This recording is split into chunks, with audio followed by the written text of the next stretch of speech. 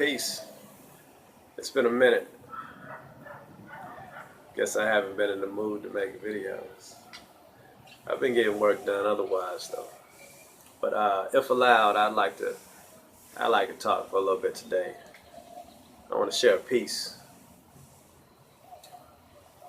I was inspired to write this piece in 2005. I wrote it shortly after my cousin, my big cousin, Shantae Wright, committed suicide. New Year's 2005 or New Year's Eve.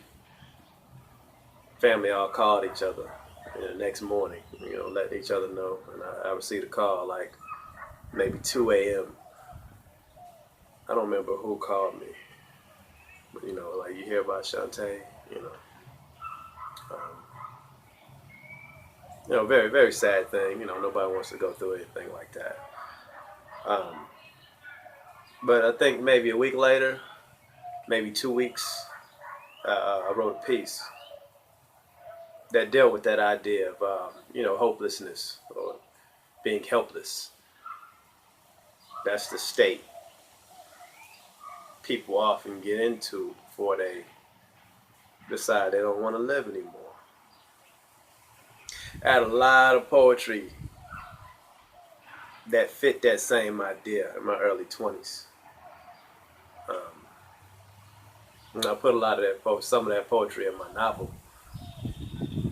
The character in the novel is, questioning life and existence and the why behind it and why is it so difficult. A lot of us have, made those questions. Few of us have answered it with, okay, maybe I just shouldn't live, but it's still worth interrogating the idea.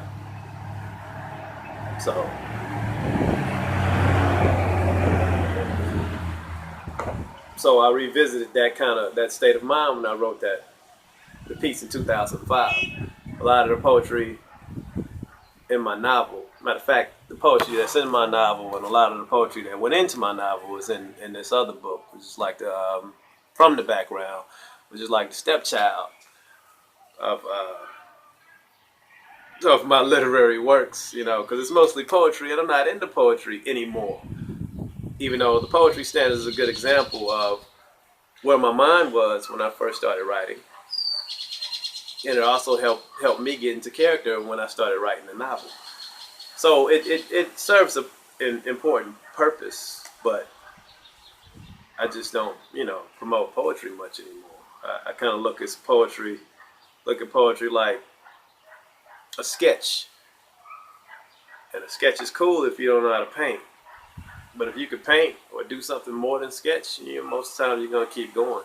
So it could set up the boundaries for a good story, but it can't really dive deep into conflict. And when you want your audience to get a lot out of it, you need strong characters and strong conflict. And poetry just doesn't. It's not advantageous in trying to do that. Every genre has its strength. And it's 3 minutes. I'm talking too long. I want to try to read this piece. I'm not a spoken word artist. I mean, I recite a little bit, but I won't do the best job at reading the piece. But hopefully you still can get the emotion out of it as I share it. Unscratchable itch. Like a friend. Take 3.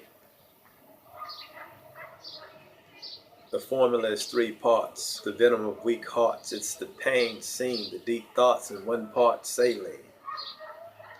Injected intravenous directly to your veins, streams, and each dark thought from your brain speeds to fade these examples of existence to hazy daydreams. This ain't nobody, everybody. I hate being. Compete harshly to take your mind in a deadly street march. Dangerous, the air is peaked hot, the type that heat watts in 1965.